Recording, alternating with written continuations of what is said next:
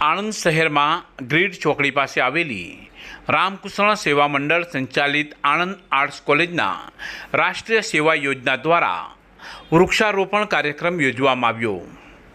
ગુરુવારે સવારે 11 કલાકે કોલેજના આચાર્ય ડૉક્ટર મનોજભાઈ પટેલની અધ્યક્ષતામાં તેમજ સામાજિક વનીકરણ વિભાગ આણંદના જિલ્લા નાયબ વન સંરક્ષક નમ્રતાબેન ઇટાલિયાના અતિથિ વિશેષ પદે એક વૃક્ષ માતાને નામ કાર્યક્રમ યોજવામાં આવ્યો હતો અને તે અંતર્ગત મનોજભાઈ પટેલ, નમ્રતાબેન ઇટાલિયા અને કોલેજના અધ્યાપકો અને વિદ્યાર્થીઓ દ્વારા વૃક્ષારોપણ કરવામાં આવ્યું હતું।